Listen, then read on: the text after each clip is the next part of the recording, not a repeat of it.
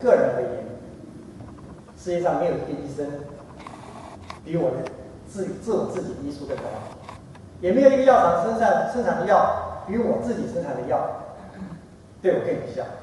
唯一遗憾的是呢，我这个医生呢，只能治我自己，治不了任何人，因为他是治我自己的病做的。你们各位每一个人也都是你们自己最好的医生。那问题的重点在哪里呢？问题的重点是你能不能让你自己这个医生能够好好的发挥它的功能。那我们为什么不能发挥它的功能呢？最主要原因就是你的气血不够畅通。那我们这个普星老师呢，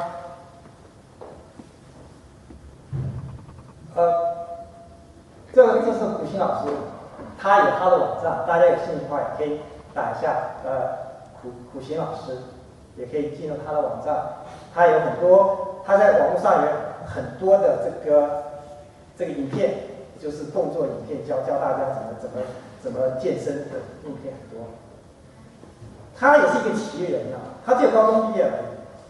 那他原来是一个清洁工，可是呢，不幸得了癌症3期。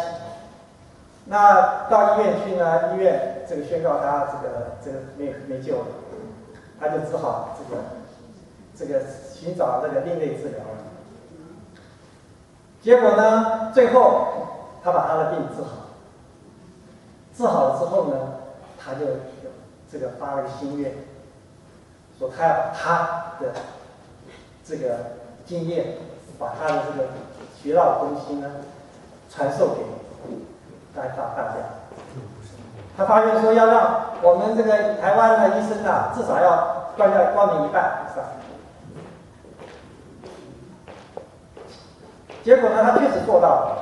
做到了什么？不是做到了医院光明，他已经曾经让上千个癌症病人得到痊愈。这里面还包括呢，当年给他治疗癌症那个医生，他自己也得了癌症，他跑来找他，他也帮他恢复。心愿是能够让跟我有缘的人能够得到健康的讯息，能够得到健康。这样机构，我不指望说能够让医院减少多少，但是其实我在纽西兰这个18年了，没有吃过一颗西药，也没看过一次家庭医生。我觉得其实如果说是每个人都像我这样的话，医院真是该关门。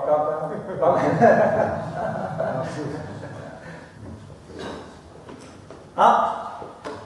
那我们现在来谈一谈这个我们要怎么样让气血畅通吧。首先我们来看一下这个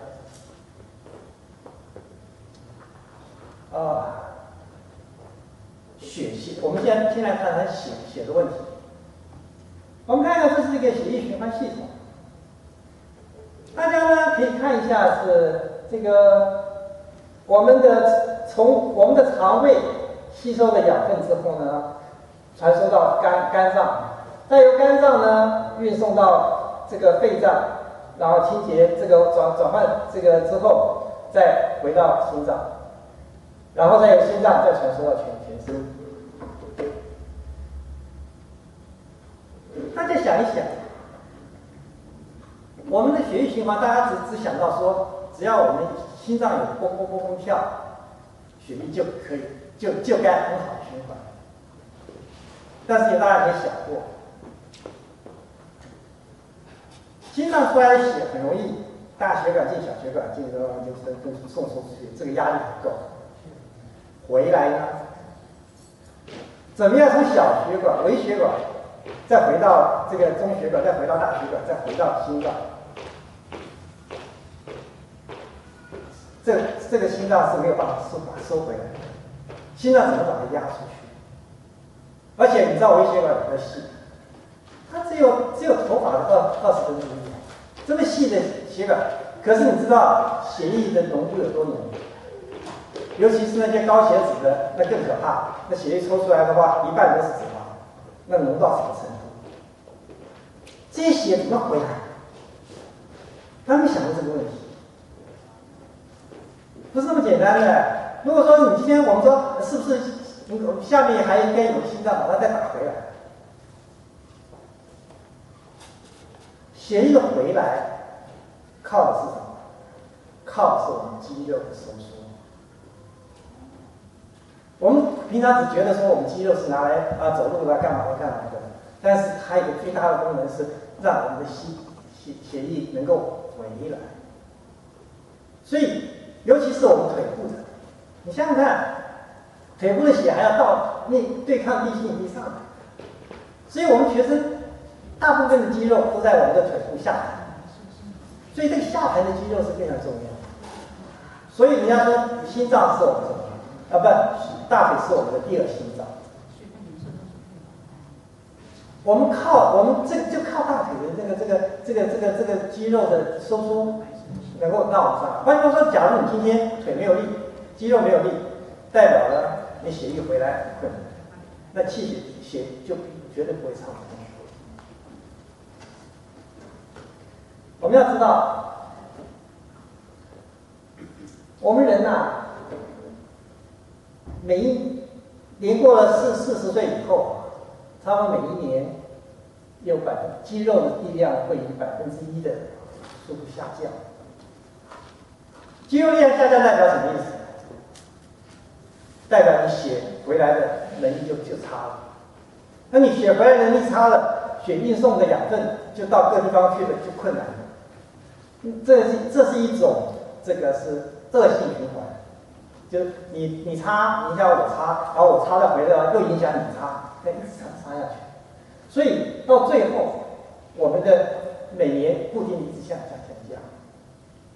那唯一的办法是什么？你要说人老腿先老，就是这个道理。所以说我们一定要特别重视我们的这个要防老要看老的话。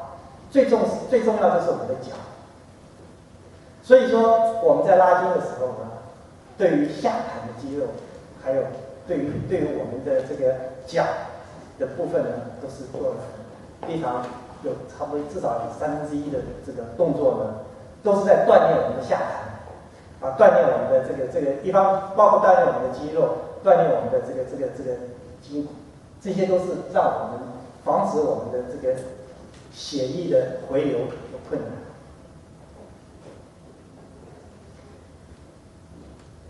大家要知道，除了这个腿以外，其实我们人体最辛苦的肌肉，你知道是哪？我们人体最辛苦的肌肉是哪？最辛苦的肌肉是我们还不是腿部的肌肉，是我们腰部的肌肉。你不要以为你今天坐在椅子上在休息，这个腰部肌肉就休息了，没有。我们看一下，大家看一下，如果说你今天站立的时候，腰部承受的压力，假如是100的话，那你驼着背在坐在椅子上承受的是275，换句话说是这个是比你站着还要承受力量还要大。换句话说，你坐着，你的腰比你站着还要辛苦2.75倍。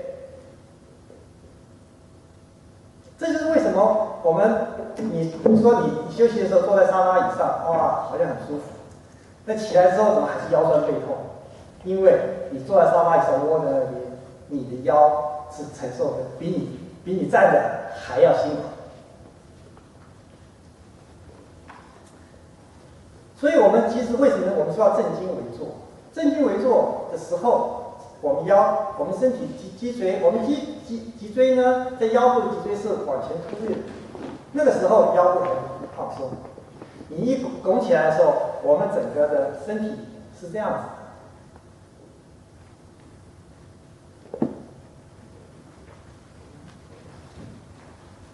OK， 好，你看看我们身体的内脏，所有东西都在身体的前面，我们的脊椎是在最后面这一根而已。所以说，这个神设计我们的设计是这 S 型的，让我们脊椎往前凹一点，这样子的话呢，才能够用脊椎来承担我们身体的重量。如果说你今天驼着背，脊椎直了，对不起，你的腰必须要承受很大的力量来支撑你的身体。那我们现在的人呢，很少，大家都是做得多，动得少。我们已经丧失了很多自然锻炼的机会，再加上我们现在很少人能够这个好好的坐着，都是歪七扭八坐着，还翘个二郎腿啊，干嘛的？你的骨盆就歪了，你的腰肌这个长时间在支撑着你的这个不正的姿势，那你的腰椎就腰肌就会劳损，而你的脊椎呢也就歪曲。这些都是我们现在的问题。所以我们在拉筋的过程中的时候，我们在训练的是什么？训练你的腰不放松。在带他们做拉筋的时候，我最常讲一句话就是腰部放松，腰部放松。每一个动作就是你把腰部放松，你不要认为腰部放松很容易。我们在做拉筋的时候，他们很多动作做不出来，都是因为腰部松不下来。我们腰部已经僵化了，你必须要把它松掉，否则的话，你的腰肌就会劳损。所以，我们说，我们的支撑我们这个骨架的肌肉，比如说你的腹肌、你的腰肌、你的大腿这肌肉，我们把它称它为核心肌力群，就是这部分的肌肉是我们绝对要护到的。那肌肉是这样子，你不用它，它就会萎缩。我们刚才已经讲，每年1%这样的萎缩下去。那你如果用它，它就知道哦，这个肌肉我不能萎缩它。不能消耗它，它就会保持它的这个应有的这个力量，所以这个锻炼很重要。但是问题我们常常是，我们日常的生活都是固定的模式，也就是说，你做来做去就是这几个动作，所以你用来用去就那几个肌肉。那很多动作你从来没做过，所以很多肌肉呢你从来没有用过它。那当然那些肌肉，因为你不用它，第一优先萎缩掉，所以你看我们在做拉筋的时候，很多动作是你从来没做过的，那代表呢，我们这个时候在锻炼那个肌肉，那个肌肉就不会萎缩掉。因为养兵千日，用在一时啊，你不要认为说，反正我平常没有用到那个肌肉，那萎缩就萎缩吧，不重要。那问题是，一旦一个小意外，你摔一下、滑一下、干嘛的时候，当你要用那个肌肉，那个肌肉没有的时候，你就这个会受到很严重的伤害。尤其是我们中老年人来说的话，更是这样，因为我们中老年人反应已经没有那么灵活了，然后呢，稍微一点的话，一个风吹草动，我们都会受到很大的伤害。所以平时就是要确保每个肌肉都能锻炼到。当然了，你说锻炼这个肌肉为什么一定要拉筋？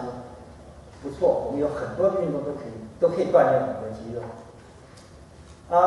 但是呢，球类运动有个问题，球类运动很好玩，可是呢，它会偏一边。比如说你是用右手的，用来用去都是右手，那当然是一边肌肉发达，另外一边肌肉就会萎缩掉。那两边肌肉最怕两边都没力还没有关系，最怕是一边有力一边没力，那完蛋了。那你的脊椎一定是被拉歪掉，你姿势一定是歪的，那反而更糟糕。所以做球类运动的时候，你做完一边，另外一边也要多活动一下，不要造成单边的不平衡。那游泳当然是一个全身很均衡的运动嘛，是蛮好的一个运动，但是就是讨厌就是游泳池那个氯气。那你说散步呢？散步也是蛮好的运动，可是也是有一些条件，你必须要先要大腿有力，你再去散步。你大腿还没有力，你想要靠着散步来锻炼你大腿的肌肉的话呢，那肌肉还没锻炼好，你膝盖先报销掉。因为我们支撑身体毕竟是这样子的，你肌肉有力，它要靠肌肉来支撑；你肌肉没力，就靠膝盖。那你肌肉没力，它所有的力量都让膝盖吸收掉，那膝盖就报销掉。那现在在台湾还有在大陆，现在开始流行一种用健走杖来走，我觉得也是一个蛮好的。大家用健走杖，如果说你今天腿部没有力，又非要喜欢要走的话呢，我推荐大家你拿着健走杖来走。那健走杖，你看这不是老年人才拿拐杖哦，这都这个年轻人都是这样用的。健走杖是两根手杖，走的时候呢是这个你左脚踏出去就左脚踩下去，右脚踏出去，左脚踩下去，这样子。这样走的好处呢是你可以大步的走，不怕伤到膝盖，因为你手杖呢帮你吸收了一部分的身体的这个重量之后呢，你膝盖不会受伤，所以你可以很轻松的大步走，然后不会受伤。那在这个过程中来锻炼你的肌肉受伤很好。那不过我在纽西兰好像没有看到这个健走杖，有人在用健走杖，有人在用是吧？对，我是觉得蛮好的。这我是建议大家使用健走杖来走运动，会或者你出去旅行的时候带着健走杖，有时候我们平时不动，但是有时候出去旅行的时候要爬山干嘛，一下子承受不了。像我以前去这个3年前吧，就去大陆爬什么张家界啦，什么华山啦，什么这些什么九寨沟没去，都是阶梯走的这个膝盖都很痛，所以说都是蛮伤的。所以说拿着健走杖走是对我们老年人是很需要的，大家一定不要轻易的就让自己去散步，拿着健走杖走会帮助你这个达到运动的目的，而且不会伤到自己。好，接下来我们来谈一谈气的问题。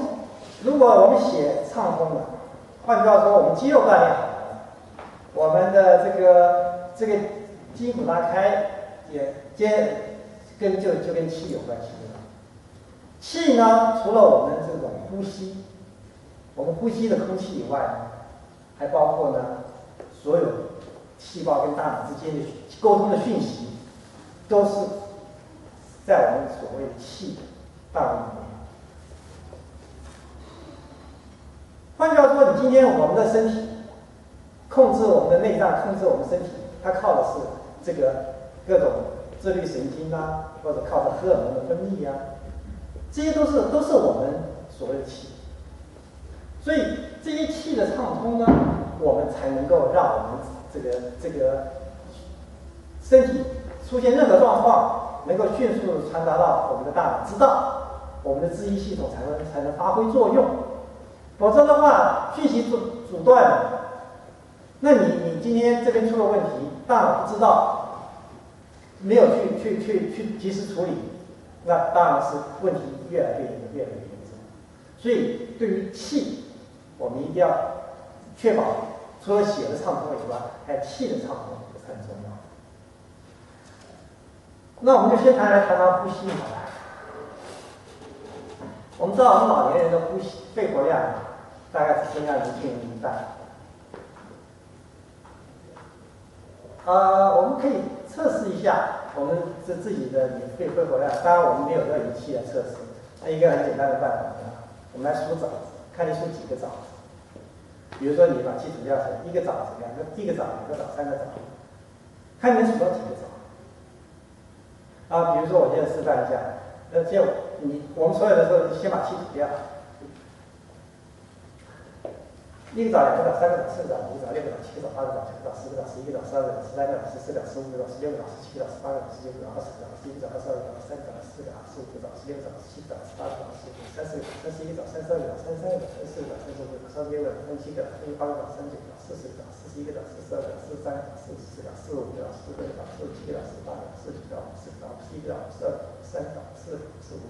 早、58个早。好，好，我数到59个早，然后我们就算60个早。好，那我们就以60个早做6分嘛。那如果你数到30个早，就代表你的肺活量就3分。你数到20个早，你的肺活量2分，你就40个早算4分。如果你今天数到30个早，那代表你的肺活量只有我的肺活量的1半。那1半代表什么意思呢？1半代表的你肺里面的含氧量只有我的1半。每一次血液来交换的时候，它含氧量是不足的，那它带给细胞的养分也是不够的，那当然也是造成我们衰老。所以我们在拉筋的时候也在训练这个吸气、深呼吸。我们呼吸有2种，一种是腹式呼吸，一种是胸式呼吸。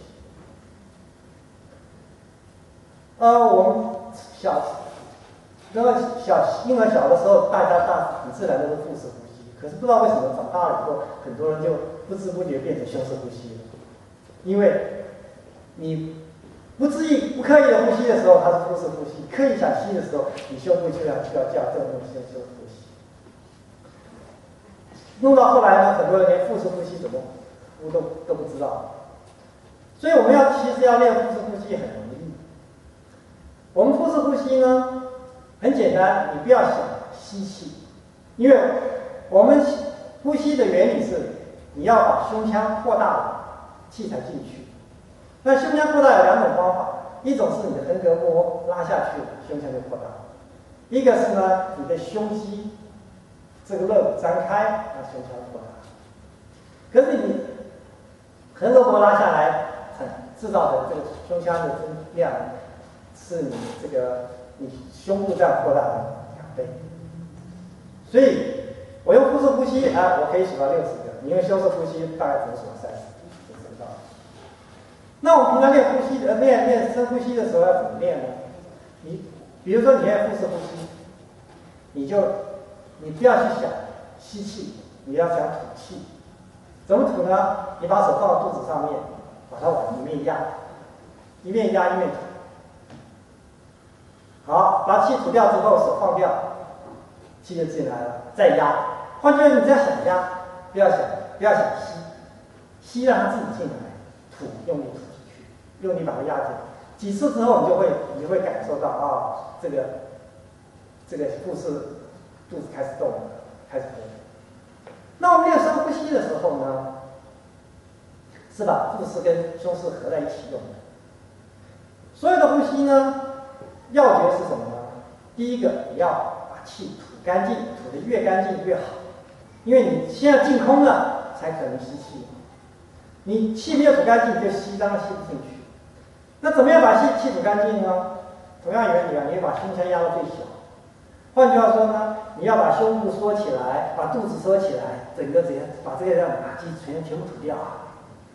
然后吸的时候呢，你先把肚子放松，让横膈膜打开，再把胸部打开，这样把腹部、胸部这样子。我们用这种方式可以把气整个吐掉，然后整个吸起来，慢慢的，这样子的话，慢慢的你可以把你累积在身上很多的常年累积的废气把它排掉，然后呢，让你的气线空气打起来。同时在练的过程中呢，也在练习训练你的腹肌、你的胸部的肌肉，这些都是影响你的呼吸的，这也是一种锻炼。所以我们在拉筋的时候也很重视呼吸，让不断的练习怎么样气能够拉得越长越好。其次呢，我们再来看的是我们神经的传导问题。那神经传导呢，我以前呢也在2011年的时候也做过一次这个保健脊椎的这个讲座。那我们这个投影资料呢，在网络上是非常 popular 的。我很意外的发现呢，很多这个保健的网站，通通把它转载过去了啊，好像变成一个这个必读的这个经典一样。大家有兴趣的话，也可以上网去搜索这个保健脊椎。你打我的名字也可以找到，那个打这个保健脊椎也可以找到。那我们知道，脊椎是除了支撑我们身体的整个重量之外呢，我们的还有脊椎中间还有一个脊髓。脊髓呢，就是我们的这个神经的这个神经，从我们的脑干要到达我们身体，不管到达我们肢体，还有到达我们内脏的神经，有一大部分呢是透过我们脊椎这边过去的。所以那脊椎呢，你这个不正的话，你这个神经出来是要从这个脊椎的缝跑出来的。那你脊椎不正的话，很容易就压到那个神经。如果是今天你压到的神经是你手的感觉神经的话，你会感觉到手麻麻的什么的，那还好。为什么？你会发现有问题，你会想办法找医生来帮你治。最怕的是呢，你压到的是那种这个自律神经。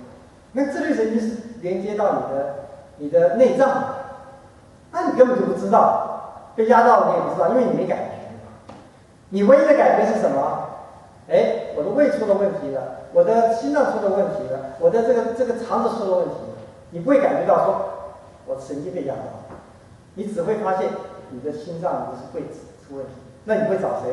你绝对不会找这骨科医生去看你脊椎，一定是找这个胸腔科去找他治你的胃，治你的肠。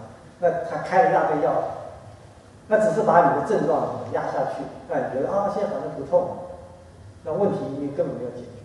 所以这个是越搞越糟糕。大家可以看一下我们的脊椎，我们的交感神经，我们自律神经有分交感神经跟副交感神经。我们的交感神经呢是从脊椎出来的，副交感神经是直接出来的。所以呢，这个交感神经跟交感神经最容易因为脊椎不正而受到影响。那这些神经全部都通到你的这个五脏六腑，全部都连接过去的。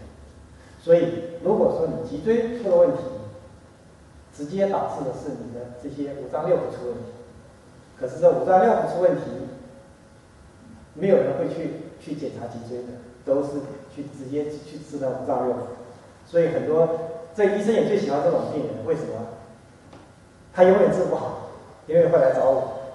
但是呢，每一次吃了药之后，症状减轻了，他认为我就很满意。那事实上，如果脊椎调整完了，那其实这问题都不是问题。那脊椎的不正，当然是跟我们的坐姿还有我们的肌肉不均衡有关系。那但是呢，还有一个最重要的原因呢，是你的骨盆不正。我们的骨盆我们的脊椎，你看是架在你的骨盆上的。那你骨盆如果歪了的话呢，你脊椎就一定会歪。那你脊椎歪了之后，你找这个整脊师去帮你把脊椎调整回来，他可以嘣调回来。可是没几天又歪回去了，为什么？你骨盆是歪的，你骨盆歪了没有用。所以说，我们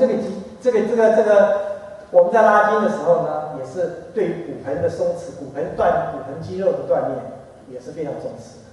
我们一定要把你的骨盆这个保持它的松软，然后骨盆的肌肉呢有力，但骨盆要松软。骨盆松软的话，你歪，你就算翘二郎腿做歪，因为它很快可以回来。你如果骨盆是硬的，你的肌肉因为你从来不动，你的筋骨不动，筋骨硬，而你又坐姿不正，喜欢翘二郎腿干嘛的话，它就歪了。这种歪它是回不来的。所以说我们在拉筋的时候呢，对于骨盆的锻炼也是重中之重，一定要把骨盆的这个地方拉松啊。那你的脊椎，然后我们再做一些比如说毛毛虫运动啊，什么东西，再把你的脊椎再调回来。其实这个就让我们的神经呢传导不会出问题。另外我们可以看到，我们脊椎之间呢，脊椎跟脊椎之间还有一个椎间盘。椎间盘也是一个很重要的东西。我们经常听到所谓的椎间盘突出的，就造成这些要开刀要干嘛的。所以椎间盘是我们脊椎跟脊椎之间的那个软垫子。那个软垫子它的养分是靠我们脊椎挤压它，营养才能进去。如果你不去挤压它的话呢，你的那个椎间盘会干枯掉，会失去弹性。一旦它失去弹性了，你不小心一个扭曲动作，挤压到它了之后呢，因为它失去弹性，所以一挤压就破掉了，那就椎间盘就凸出来了，这都是一个很大的问题。所以我们在做拉筋的时候，对于脊椎，我们要求的是每一节都要弯的。那我们绝大部分的人，我们的腰椎是很少动到它的。很有趣的就是，大部分人呢都是这样驼着背做的，但是呢，他的腰椎呢却是硬邦邦的。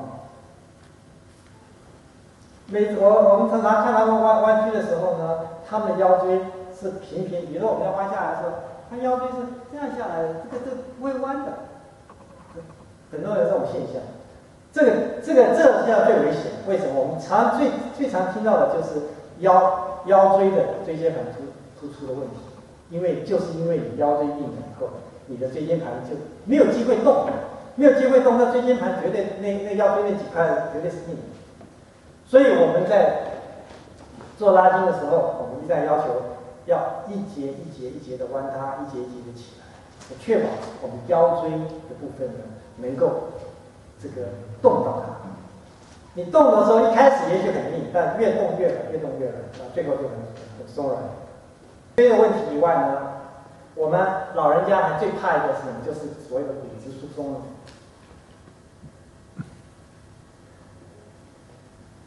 那骨质疏松是怎么回事？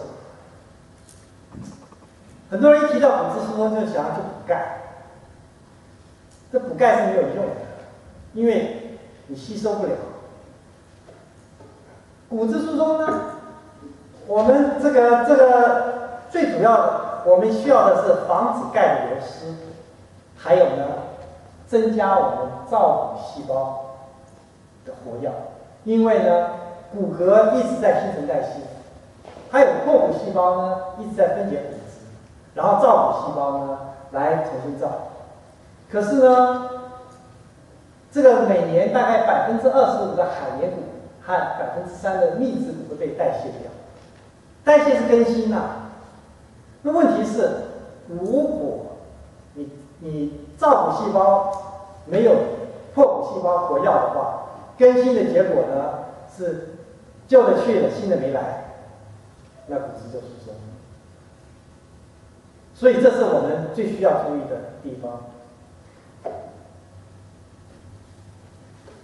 可是大家知道什么地方这是海绵骨？你看海绵骨是25%的那个损失哦。脊椎含有海绵骨是50%到70%的海绵。换句话说，脊椎主要成分都是海绵骨构成。还有的部分呢，像这个骨关节20%是海绵骨，这20%大家注意，并不是很均匀的20%哦，是集中在两端关节的地方。那本身骨钙是很坚硬的。换句话说，还不只是这样。那像我们老年人最怕摔跤，为什么？一摔跤的话，你的这个骨质的那个骨头就断掉了。那骨头一断掉的话，很多人就硬不起了。因为骨头断掉的话，你起不来，躺在床上的话，肌肉马上萎缩掉，然后这个血液循环马上不好，马上什么肺栓塞什么，很多人都是这样子就走掉了。所以这个骨质疏松是一个我们老人年是面对一个最大的问题。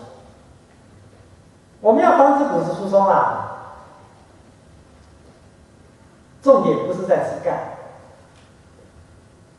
重点是第一个，不是多吃是少吃，因为我们造成我们骨质流失的最主要的原因，是因为我们吃了太多的糖分，吃了太多的蛋白质。所以我们不要以为我们年纪大了要多吃，越年纪越大越要少吃。以前人家是说吃个8分饱，现在强调是吃5分饱。那以我个人来说的话，我吃的就也是尽量的少。像我的话，我每天早上起来就是把各种的什么这个黄豆、红豆、黑豆、什么这个高粱米，什么荞麦米，什么燕麦，什么东西乱七八糟，反正人家说什么好就是什么，各抓一点，打成这个豆浆来喝，这很劲饱。但是呢，你这个，然后呢，再用那个，我们到了下午呢，就是几乎早上吃完之后，中午都不会饿了。然后到了下午的时候呢，再这个打点果菜汁啊，再吃。那果菜汁的渣子就留到早上和点面，这个做成饼这样吃。这一天，我觉得一天这样就够了。这个我觉得营养分够了。那我们老年人最主要吃东西呢，是尽量减少它的负担，因为你要知道。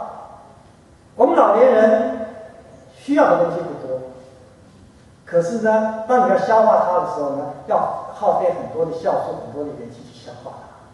消化完之后你又用不上，又得费很多的力气去把它排掉，这都是消耗我们元气的。所以我们其实老年人的话，其实以少吃为主。那你少吃，你钙就少流失；你多吃，钙多流失。所以不要认为我吃钙片只会搞得你什么肾结石、什么胆结石，其实甚至这个骨质钙化，什么这个筋钙化，都跑那边去了，它不会跑到你骨头里去。所以说，我们重点第一个是少吃，不要让它造成血液的酸化，然后造成骨质流失。第二个呢，是要让我们的造骨细胞活跃。造骨细胞怎么样让它活跃？你要给它压力，它才会活跃。刚才我们讲过了，骨质最容易疏松的是哪里？是我们关节的地方，因为关节的地方都是海绵骨，每年25%的在代谢，新陈代谢。那这25%变化，如果说你这边25%，那边24%，是不是就每年少掉1%了？可是我们在拉筋，在拉什么？就是在拉我们的关节，对不对？所以我们每一个关节在拉筋的过程中，都给它施了压力，这是一个最好的防止骨质疏松的办法。所以大家不要认为说拉筋就只是拉筋而已，其实对于防止骨质疏松，拉筋也是有很大功效的。我们全身的这个看一下这个骨质疏松啊，你看这个最这边正常的这个骨头是这样子的，当你骨质疏松以后，就变成这样子，松松散散。这是指的是这一块脊椎的一小块放大给你看，骨质疏松前，骨质疏松后。换句话说，当你的脊椎的骨质已经是这样的脊椎的时候，你想想看，它哪经得起你随便的碰一下撞一下，一下就碎掉了。那脊椎碎掉还得了？马上瘫掉。所以说，这骨质疏松是一个很可怕的东西。当你脊椎骨质疏松的时候，你很容易驼背。还有一个呢，是你的这是你的椎间盘。你的椎间盘呢变薄了，因为你营养不够的话，慢慢硬化变薄了。变薄也造成你的变矮。还有一个呢，是你的足弓塌陷。这些几个问题都是我们老人变矮的主要原因。所以我们在做拉筋的时候，有个动作是要你扭转你的脚掌，那扭来扭去，扭来扭去，有没有？就是在防止你的足弓塌陷。你足弓不这样子常常扭转它，我们的脚踝啊什么的这些都是让它不会塌陷。我们人体啊，一共有93个关节，93个关节，我们每一个关节呢都不能够放过。我们就以最简单，比如说大家把手伸出来看看，你的指头就这样子伸一下，能不能够指头很紧密的贴在一起啊？很多人呢在拉的时候呢，指头变成这样子，弯不下来。这个指头，这第一个指节就很重要。大家不要小看这个，我们每一个指头都要弯到。你不要说，就拿大家觉得最没用的小指头来说，很多人要剁指，最没用的先剁小指，对不对？因为觉得小指最没用，先剁掉无所谓。你不要看这个小指头哦，这小指头是我们这个12经脉心经，是从我们的这个极拳一直到我们的这个小指头这边这一条。所以你这个小指头，你没事的时候常常捏捏揉揉，是保护你心脏的。甚至我看网络上他们有个报道是说，你常常捏捏小指头，还可以防止癌症。为什么会防止癌症呢？因为你没事的时候，比如你坐在那边没事，就把小指头捏，它捏了之后呢，会刺激你心脏分泌出一种可以杀死癌症细胞的这荷尔蒙。那个它杀死癌症细胞的这个威力非常大。所以我们知道我们人身上每一个人身上都有癌细胞。那如果说你经常刺激你这小指头的话呢，那随时随地的把癌细胞杀的话，就不会让癌细胞累积到最后变成癌症。前面讲是拿一小指头整个小指头是举起来。其实小指头每一个地方都有功效。那我们也不用去研究说哪个地方对什么有些地方是像比如说对眼睛好，可以让你这个不会这个老花眼啊。有些地方会让你的肾脏好，你管它那么多，反正是没事的时候就搓揉，哪边痛多揉两下，反正整条揉的就是。然后这个揉过了之后，再换个指头揉，反正因为这些都是末梢神经。但是末梢神经，它反而是这个我们最容易摸到的东西，对不对？那你没事的时候，你就去捏捏揉，比如坐那边今天想打瞌睡了，你揉捏，他这精神又来了。所以这个关节没事的时候，就常常动它。所以我们拉筋这93个关节没有放过一个，通每一个都要把它这个处理下来，所以确保我们那每一个关节代表这关节周围的关节周围的肌肉都让我们锻炼到，这个是我们拉筋非常重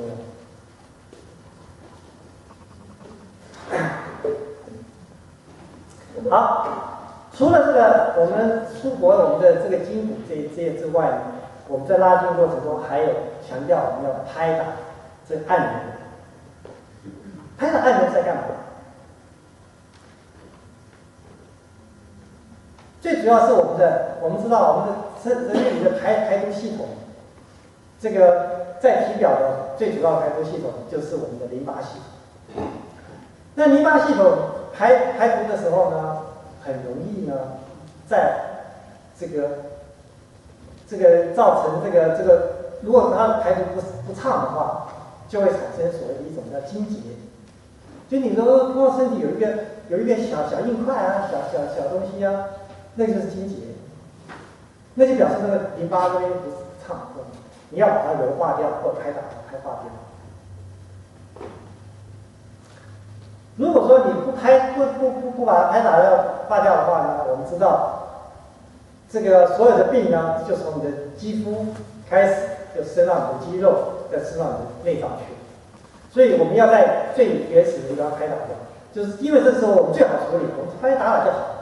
等到它进入肌肉的时候呢，也许也开始要扎针啊，开始要艾熏啊，更麻烦一点。那到内脏的话，你就要开始吃药，要开刀，更麻烦。那在最不麻烦的时候，是我们最好处理的时候，就是拍打搓揉的时候。那我们在搓揉的时候呢，我们有几个重点，就是身体有凹的地方的时候呢，是最容易堵塞的。所以我常常叫大家压你的这个耳后根的这个翳风穴啊，下巴这凹凹的地方啊，这个锁骨这个凹凹的地方，每一个凹凹的地方，很多人一搓，哇，好痛好痛。这个好痛代表那边好脏，你知道吗？我们洗澡的时候，我们只知道洗表面皮肤表面的脏，那你不知道洗皮肤内层的脏。所以你看不到，你就觉得你很干净，但是呢，你弄在香喷喷有没有用？因为内部脏的要命，这边摸摸也痛，那边摸摸也痛。那你一痛又不敢摸它，那你就让它继续脏下去，堆积的一大堆都是在那边，结果呢，病就开始出来了。但是当你有病的时候去找医生，医生绝对不会叫你说，哎，你把这边搓揉，他不会理你这个，他就直接给你开药吃，吃了一大堆药。就吃了一大堆毒素下去，这边治好了，那边副作用出来了，新的病又出来了，这是医生最喜欢看到的事情。所以我们讲养生的人是基本上是这个希望最好这个最喜欢看到的是医生失业啊。那我们在我们搓揉的时候，最重要的是什么？凹凹的地方，比如说我们的肋骨，一条一条也都是凹凹的地方，对不对？你洗澡的时候，沿着肋骨这边搓。那我们还有拍打的时候呢，我们最容易聚集这个毒素的地方，就是我们的腋下啦，我们的肘窝啦，我们的膝窝啦。所以我们在拍打的时候，这个重点叫重拍打。把很多人这个随便拍几下，就马上就淤血出来了，黑血出来了，代表它的毒塞的很严重。那我们平常常打，就不会在那里聚集这些毒素。除此之外，我们这个古训老师呢，还有一个很重要的地方，需要我们这个去处理的。那因为他动作不雅，所以我们平常也不做，只是回家做。在哪里呢？就是在我们这个属肌部这个地方，就是三角这个最斜的这个地方。这个地方呢，我记得我们在健养生营的里面呢，这个古新老师啊，帮我们每个人捏一下，10个有9个半呢都跪下去了。捏一下就痛的跪下去，非常的痛。那一捏那我们自己捏没有下得那么狠手啊，只是这轻轻捏，你捏就会发现呢，里面一捏下去一条几十条。我以为那个是也许是什么血管啊、尿管啊什么管。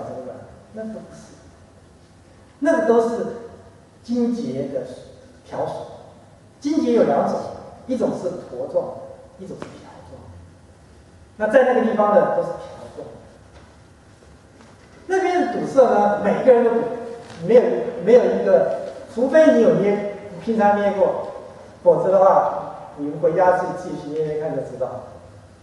所以从此以后呢，那是我每天必做的功课。每天晚上睡觉之前，早上起来之前，一定好好的捏，把它捏化掉。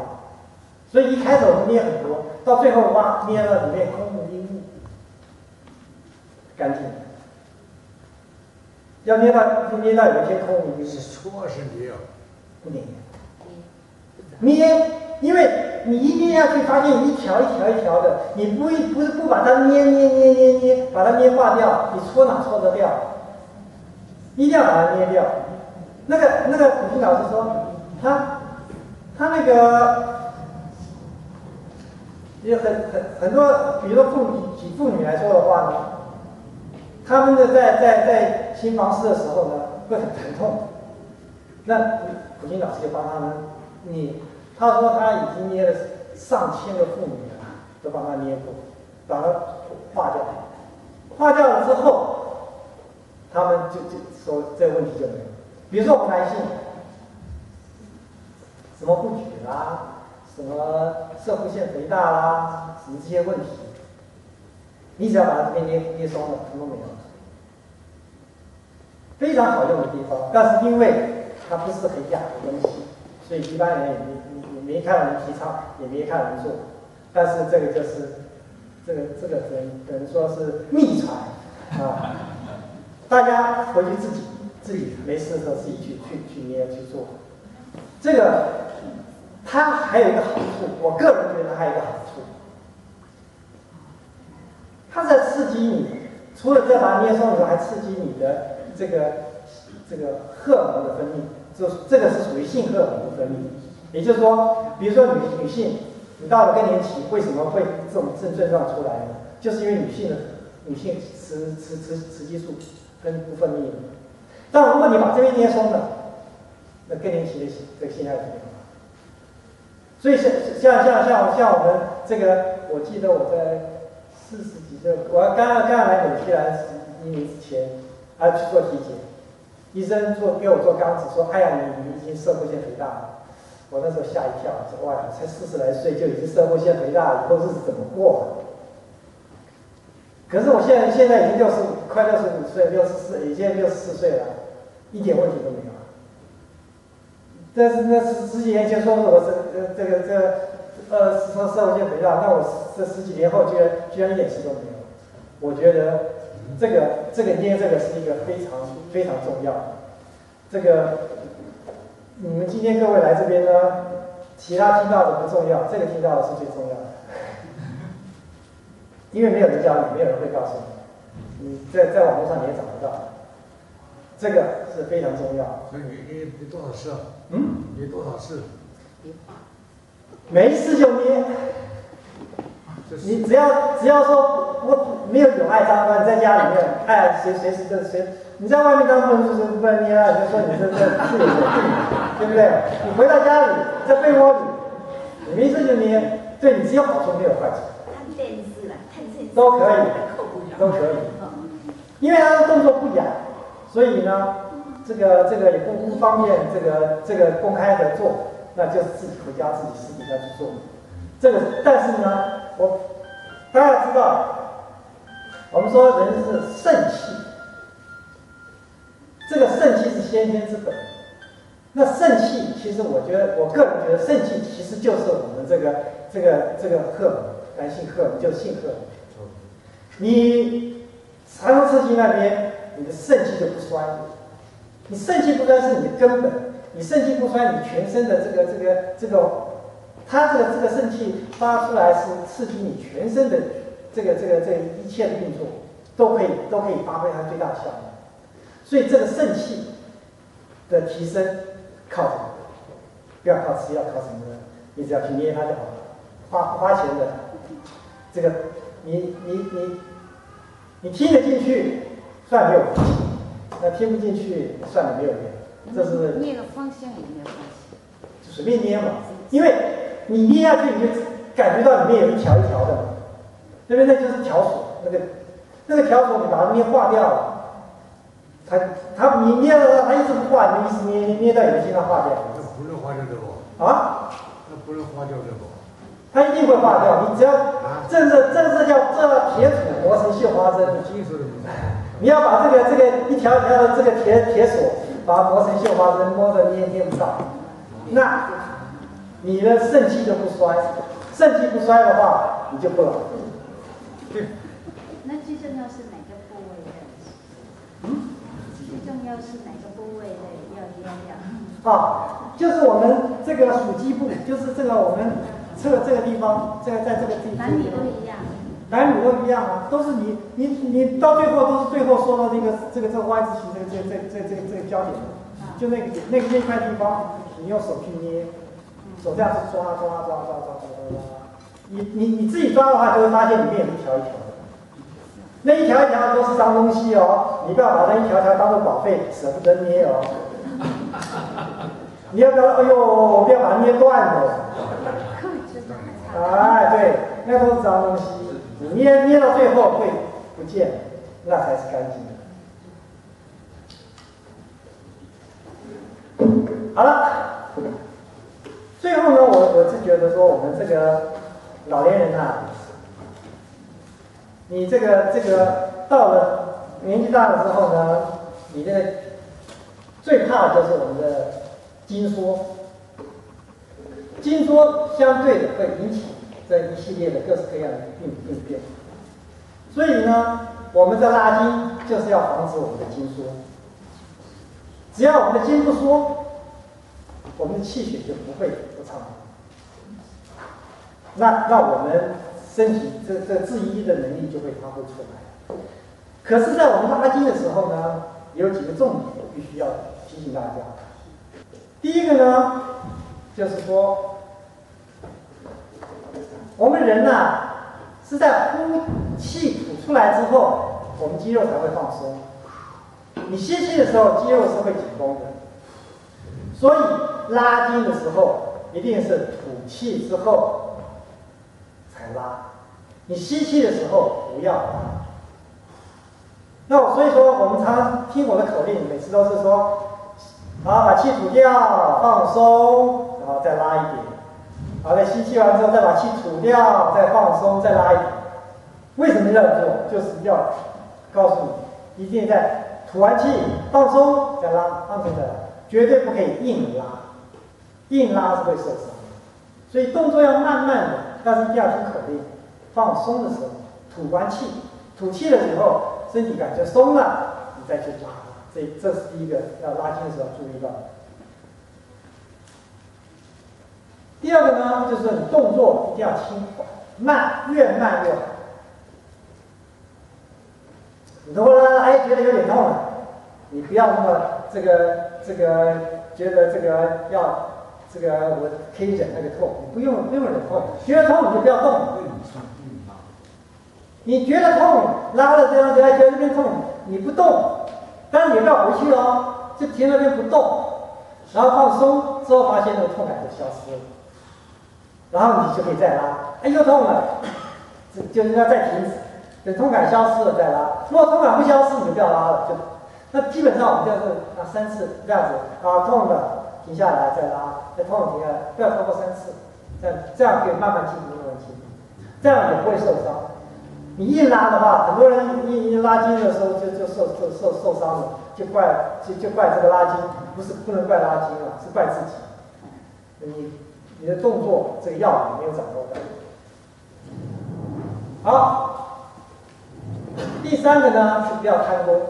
拉筋啊，它是积沙成塔的工作。像我从硬邦邦拉到现在，看起来很松软，也是花了3年的功夫。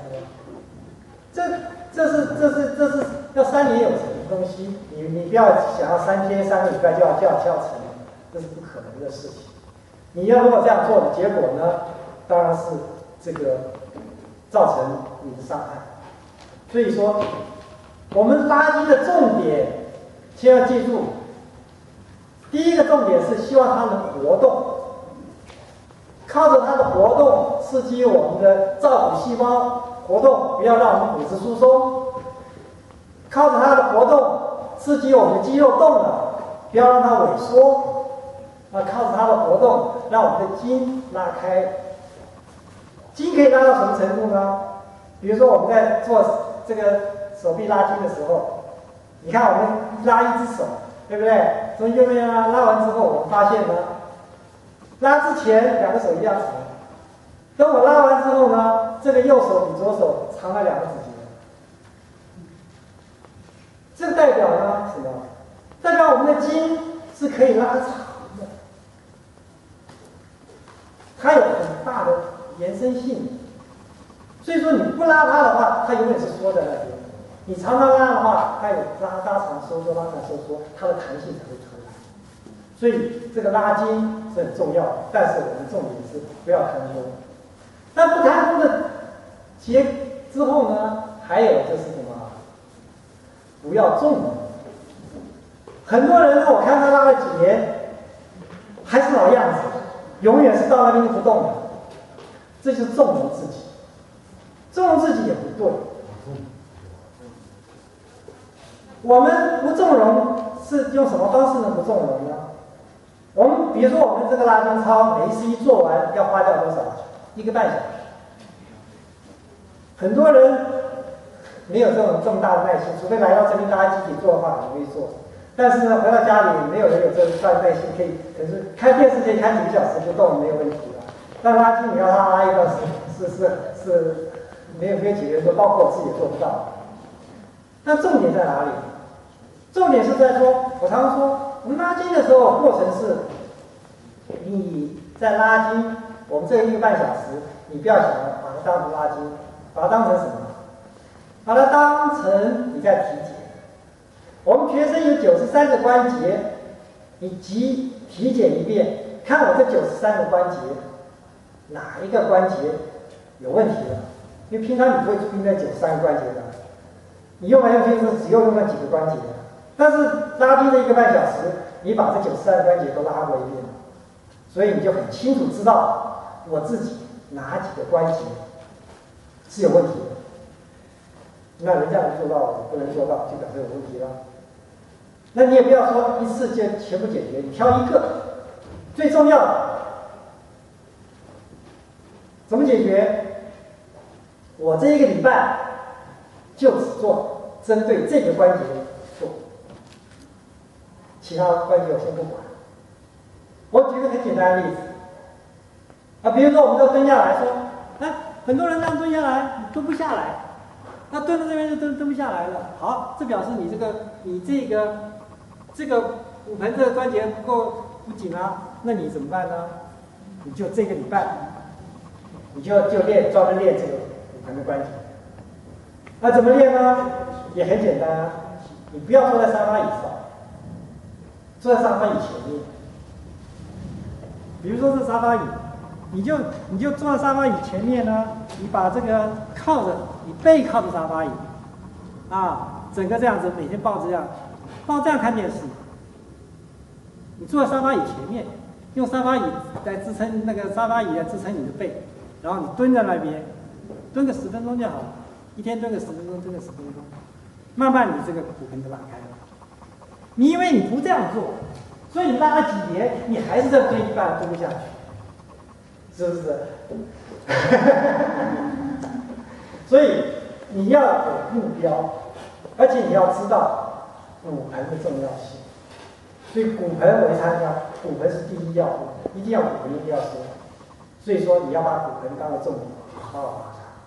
然后接下来我发现我这个手臂老拉不起来，就每天在拉，反正是1个礼拜挑1个关节，慢慢的你这个关节就松掉了。筋骨再说一遍，筋骨跟你的年龄没有关系。你不要说我现在已经70岁80岁了，我拉不动。你看人家100多岁的人筋骨照样很柔软，所以你70岁80岁算什么？是因为你不拉它才硬，跟你的年龄没有关系。所以只要肯拉，绝对是1分耕耘，绝对是1分收获。你不拉，那当然是硬了。这是你不拉还软，就是你太没天理了。好，那除此之外呢，我们除了排我们用这种拍打拉筋来排我们这个体表的毒，那我们当然要排我们身体内部的毒。那身体内部的毒呢，我们基本上刚才讲的，尽量少吃。那要吃的话，你高纤维的为主。我们小的时候啊，是喂嘴巴吃的，哪个好吃我要吃哪个。等大了以后呢，我们要喂吃啊，哪个有营养，哪一个容易消化，我要吃那个。我们现在呢，年纪大了之后是要喂我们的肠子来吃，从嘴巴到胃。现在我们年纪到了这个时候呢，我们要开始喂肠子来吃了。肠子是什么？肠子是我们人体的植物园，是我们的农场。肠子里面的那个益生菌呢，替我们工作，为我们制造各种养分，为我们排除各种毒素，为我们制造各种养分。但是你要给它食物吃啊，它要的食物就是那种高纤的食物啊，那些寡糖啊，那些多型淀粉啊。这个在我们在上有一个21世纪的这个养生这个观里面有提过啊。那我们现在基本上，但是一般的说寡糖啊、多型淀粉啊，我们一般不容易碰到，最容易碰到是高纤的纤维的东西，那最多了。所以我们尽量吃这些高纤维的东西。像等一下呢，我这个有提供大家这个我早上吃的饼，可以大家可以尝尝看。我们就是用就是果渣或面粉或蛋这样做出来的饼。这个呢，高纤维的东西呢，你吃下去之后，你的肠子会为你制造出各种这个维生素、维他命 B 或者是 B 群啊什么东西，还有各种这个。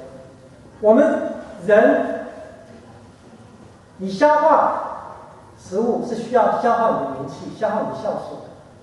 可是当你吃些这些高纤的东西，胃不吸收，它就不会去消化它，就不会消化你的酵素，对不对？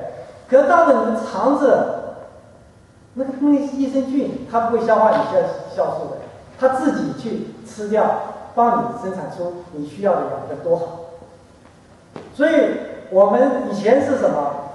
不消化的东西，胃不消化的东西，我们不要吃。现在变成胃不消化的东西，我们尽量吃，因为胃不消化才有机会到肠子去。胃消化到肠子去都是废物，所以那个胃不消化的，比如说我们刚才讲的寡糖啊、过型淀粉啊、高纤的东西啊，都是胃不消化的东西。只有它因为胃不消化，所以它才有机会。很多人以为吃一些什么乳酸菌什么吃下去，我觉得是没用的。因为你吃乳酸菌经过胃酸的真的到肠子还剩下多少？你那一点点进去，到了人家这个地盘，强都压不了地头蛇，根本也发挥不了太大作用。真正能够让你的肠子的益生菌发挥作用，是你要改善肠子的生态环境，也就是说，你要提供肠子益生菌爱吃的东西，而那些这个坏菌呢不爱吃的东西。也就是说，这些高纤，坏菌爱吃什么？爱吃那些肉嘛。所以你吃了一堆肉，你是在养的大肠的坏菌。你吃一些高纤的东西进去呢，坏菌不爱吃，你的益生菌爱吃。这才是我们改善肠道的生态环境最重要的。所以这排毒呢，我们基本上是少吃，减少我们的负担。因为现在你们知道，各种食物里面都含有各式各样的化学元素，什么东西毒素都是毒素，不知道有多少毒素。我们都是看到这个有毒那个有毒，好像都不敢吃了，不敢吃最好，你不要吃，吃天然的。因为以前的话，我们都爱吃这个爱吃那个，现在发现，哎呀，这个也不行了，那个也不行了，都有毒。我觉得这是好消息，大家不要那么难过。我觉得这是好消息，因为我们知道它有毒了，所以我们是不是就可以管着我们就不吃了？既然不吃，那你这就没有毒就进不来了。那我们就吃一些纯天然的东西啊，纯天然的东西就不怕它有什么毒啊。然后我们这些高纤的吃进去。另外一个呢，当然就是你要配合你的那个身体的排毒的时间啊。在排毒时间的时候，必须要好好睡觉。什么时候是排毒的时间呢？大家可以看一下，我们从晚上9点开始是我们这个淋巴系统排毒，然后接下来呢是我们的胆的排毒、肝的排毒，还有呢我们的这个肠的排毒。换句话说，晚上从9点开始一直到早上7点，这一段时间都是我们排毒的时间。人体要让排毒有2个条件，第一个条件呢是你消化系统不工作的时候，换句话说，你是空腹的时候，排毒的系统才会发挥作用。你如果在肚子饱饱的，消化系统在忙，那排毒还不一定。所以说，晚上睡觉的时候一定要空腹。然后呢，这个早点上床睡觉。不过现在人好像很难，这个早点上床睡，我自己也不太做得到。但是最起码，空腹应该做得到。你空腹了，你排毒系统自然就可以比较发挥。那在这个里面呢，最重要的时间是你的肝的排毒。肝它是我们最大的器官，那它的排毒呢是需要你躺下来的时候，因为躺下来的时候，你的血液才会流到肝里面去，肝才能可以开始发挥作用。所以如果说你到那个时候不还爱看电视不睡的话，最起码你躺着看电视好，反正让身体卧下来。这当然能睡觉最好啊。反正总而言之，我们要掌握这个原则，要让我们的排毒时间在尽量是休息的时间，不要那个时间我们这生活都颠倒了之后呢，会造成很大的问题。现在好了，我们下一个时间到了，我们自然会提早1小时睡，比较好一点。不然的话，常常这拖得很晚。好，那另外呢，我们在做拉筋的时候呢，还有一个可以提醒大家给大家建议：当你动作已经熟练了，你就不要看着那个录影带在那边做了，要把眼睛闭起来做。拉筋过程中，我鼓励大家闭着眼睛，听着音乐，然后一面做一面练习平衡。能够单脚站的时候，单脚站一站，平衡一下，这你对你的脑筋的刺激是很有帮助的。好，我们把这个身体的这个毒素，这些讲完了之后呢，我们最后要排除的是我们心理的毒素。以我们这个过了60岁的人来说的话，我们就可以算是迈入到老人阶段了。那你到迈入老人阶段，第一个最要面临的就是什么？就是死亡了。我们要能够把心理调试到能够面对死亡，因为我就算今天我说我活到100岁，那我也开始倒数啊，40年，现在几年了，也要开始倒数。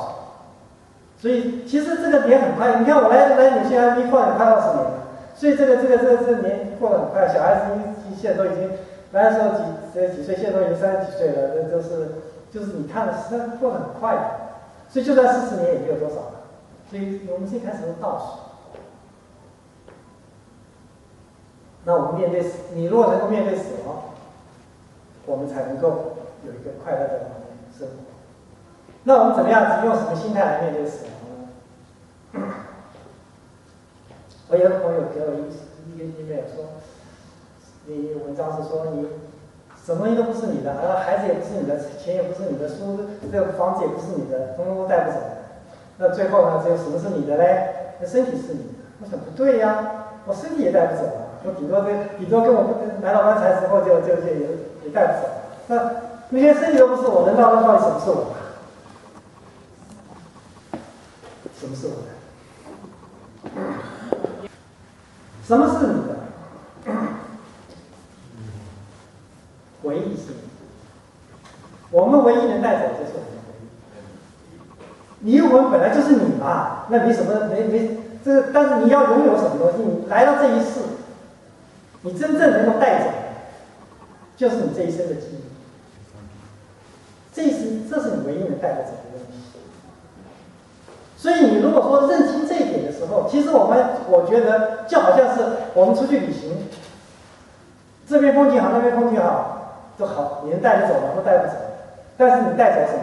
哦，开一个照片回来的回忆。你看我去哪里，这就是回忆啊。你能带走就是这些啊，你不去你就没有这些回忆啊。去了之后就有了。所以说，你去旅行带的就是这些回忆回来。我们人生这一趟其实也是旅行。来了之后，我们带走的就是我们在人生这一段回忆。所以说，你说什么是我的？其实我觉得都是我的啊。你们这些听众，我的学生，我的这个老婆，我的孩子都是我的，但是它是我的什么？我的回忆的一部分，是跟我共同创造回忆的。所以每一个跟我接触到的都是跟我有缘的，那都是我们的回忆的一部分。你们进来听这个演讲，也是你们的回忆的一部分，也是你们可以带着走，就是带着这些东西。如果你能认清这一点的时候，你真正要珍惜的是什么？珍惜的就是怎么样创造出好的回忆带着走。我不希望我带走的都是一些不好的回忆。所以这些跟你有缘的人在一起的时候呢，你希望他跟你做什么？配合你，能够创造出好的回忆，让你带着走。你不要让这些人呢跟你制造出坏的回忆，让你带走的是坏的。我曾经写过一篇文章，叫做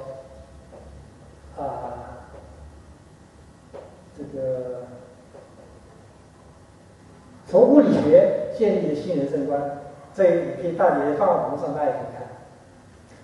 那我不详细讲，那我只是讲说，你不要认为这个回忆就只是简单的回忆而已，这些回忆是有能量的。好的回忆带给你是正能量，坏的回忆带给你是负能量。所以你带走的有带走好的正能量，也会带走一些不好的负能量。这些能量会累积在你的灵魂里面，会影响你生生世世的。所以你不要小看这个回忆。所以说你真正重视的不是这些有形的物质，而是这个无形的回忆。但是呢，你必须要利用这些有形的物质来帮助你制造出那些无形的好的回忆。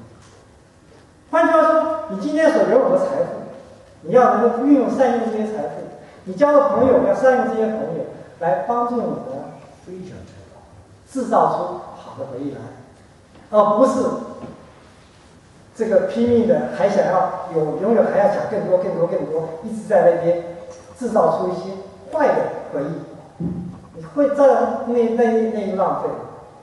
你把这个当成你的重点的时候，其实你面对死亡就很轻松，因为你数的是我已经拥有哪些回忆，带着这些回忆快快乐乐的离开这个世界，就没有什么好留恋的。也许到下一个世界去，这些回忆跟着你到下一个世界去。这是我觉得我们在排除心毒的时候，应该有个基本认识啊。如果有这种基本认识之后呢，我们面对死亡的话呢，会比较轻松，也没有什么依依不舍的问题。而且反正就是所有我在这世上拥有是这些东西在帮助我制造回忆，制造完了我就可以，就好像你旅行回来了就回来了嘛，快快乐乐回来，把这些回忆清点就好。所以把我们生活重点掌握到，那如何制造出让所有的人在你周边所有的人都能够帮助你制造出这个快乐的回忆呢？就是我们要保持一个彼此相爱的心。这个是我们基督教耶稣给我们的意义。我觉得每次我在说，耶稣是给我这个命令，你为什么那么都不重视他呢？我觉得好可惜哦，因为这个命令多好啊！就是我们保持一个彼此相爱的心，用这颗心作为我们的动力，跟所有周边的人结缘，让他们跟我一起帮助我建立这些各种美好的回忆。这是我能够带走最大的财富，最值得我们去努力的。所以呢，把这个跟大家分享。好，也祝大家有一个这个快乐的这个晚年生活。那大家等一下可以去品尝一下我的早点，看看合不合胃。好，谢谢大家。